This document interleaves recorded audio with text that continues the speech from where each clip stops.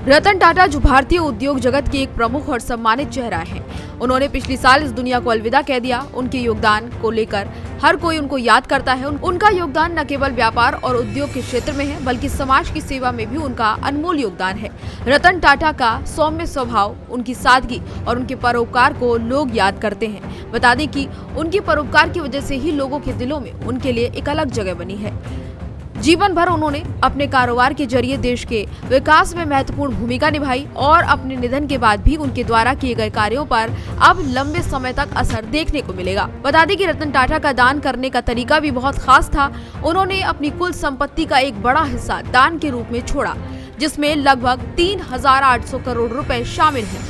यह रकम Ratan Tata endowment foundation और टाटा एंडोमेंट ट्रस्ट को दान कर चुके हैं, ताकि ये धन समाज के भले कामों के लिए उपयोग में लाया जा सके। इसके अलावा रतन टाटा ने अपनी वसीयत में परिवार और करीबी रिश्तेदारों के नाम भी शामिल किए हैं और उसको लेकर पूरी जानकारी उन्होंने विवरण में दी है, जो कि उनकी मर्जी और आत्मीयता को दर्शाता है। बता दें कि रतन टाटा ने अपनी संपत्ति का बड़ा हिस्सा अपनी सौतेली बहनों शिरीन जेजीवॉय और डियाना जेजीवॉय को दिया है। ये संपत्ति कुल 1/3 हिस्से के बराबर है और इसमें बैंक एफडीज, इसके साथ ही विभिन्न वित्तीय उपकरण, साथ ही साथ कीमती वस्तुएं जैसी घड़ियां और पेंटिंग शामिल हैं। इन सभी एसेट्स की अगर बात की जाए तो इनकी कुल कीमत 800 करोड़ रुपए की थी।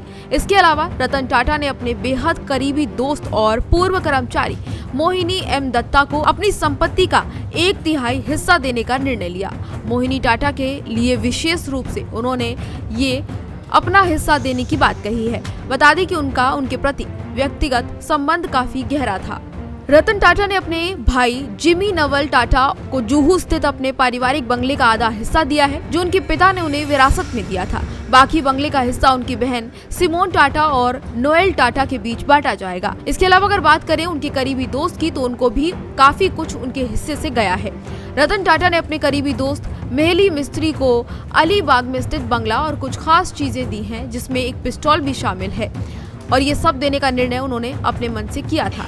रतन टाटा ने अपनी वसीयत में अपने प्यारे पालतू जानवरों के लिए भी विशेष व्यवस्था की है। उन्होंने उनके लिए 12 लाख रुपए का एक कॉर्पस फंड बनाया, ताकि हर तिमाही में 30,000 रुपए से उनकी देखभाल किया जा सके, उनका खर्च निकाला जा सके।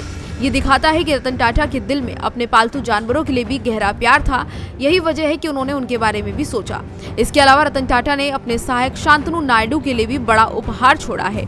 उन्होंने शांतनु का स्टूडेंट लोन माफ कर दिया और उन्हें वित्तीय मदद भी दी। रतन टाटा ने अपने पड़ोसी जैक मलाइट को MBA की पढ़ाई के लिए 23 लाख रुपए की मदद भी दी। इसके साथ ही अपने घरेलू सहायकों और ड्राइवर राजन शॉ और उनके परिवार के लिए 50 लाख रुपए और एक अन्य हेल्प को 30 लाख रुपए देने का फैसला किया। इस फैसले से ये साफ होता है कि रतन टाटा अपने कर्मचारियों के प्रति भी काफी संवेदनशील थे। उनकी भलाई के बारे में वो सोचा करते थे। रतन टाटा ने अपनी वसीयत में एक अंतर्राष्ट्रीय संपत्ति का भी उल्लेख किया। सिंगापुर की संपत्ति के लिए उन्होंने निर्देश दिया है कि संपत्ति में आर वेंकटरमन पैट्रिक मैक गोल्ड्रिक के हितों में शेयर धारकों के रूप में संरक्षित किया जाएगा। उनका ये कदम उनके भविष्यवाणी और पारदर्शिता को दर्शाता है, ताकि उनके द्वारा स्थापित संस्थान और संपत्ति का सही उपयोग हो सके। इसके साथ ही रतन टाटा की वसीयत केवल उनके वित्तीय निर्णयों के अलावा और भी चीजों के लिए काफी ज्यादा महत्वपूर्ण थी। उनकी संपत्ति से ये साफ पता लगता है कि वो कितने संवेदनशील और संवेदनाओं से भरे हुए दयालु इंसान थे। उन्होंने अपनी संपत्ति को केवल अपने परिवार और दोस्तों के बीच ही नहीं, बल्कि समाज के अलग अलग वर्गों के बीच भी बांटा है, जिससे उनकी परोपकारी सोच और जीवन भर की प्रतिबद्धता सामने आई है। रतन टाटा का जीवन हमें ये सिखाता है कि सफलता सिर्फ व्यावसायिक दृष्टिकोण से नहीं, बल्कि मानवता और समाज की सेवा से भी मापी जाती है। ऐसे में रतन टाटा को हर कोई याद करता है और उनके किए तमाम अच्छे कामों को भी लोग याद करते हैं। आपको याद होगा कि रतन टाटा अक्सर अपनी संपत्ति को, अपनी आय का हिस्सा लोगों के बीच बांटते नजर आते थे। अच्छे काम, जब वो जिंदा रहे तब तक उन्होंने काफी अच्छे काम किए, लोगों के बीच पहुंचे, लोगों की मदद करते नजर आए। अपनी आय का काफी हिस्सा वो लोगों को दान करते हुए भी नजर आते थे। चैरिटी में भी उन्होंने कई बार पैसा दिया। साथ ही साथ जानवरों के प्रति उनका प्रेम हर कोई समझता है। जिस तरीके से जानवरों को वो प्रेम करते थे, उसको देखकर हर कोई ये समझ सकता है कि वो मन के बेहद साफ और साथ ही साथ अच्छे इंसान भी थे। समाज सेवा उनके अंदर कूट कूट कर भरी हुई थी। हालांकि फिलहाल इस खबर में इतना ही। इसी तरह की तमाम और जानकारियों को जानने के लिए देखते रहिए भारत एक्सप्रेस।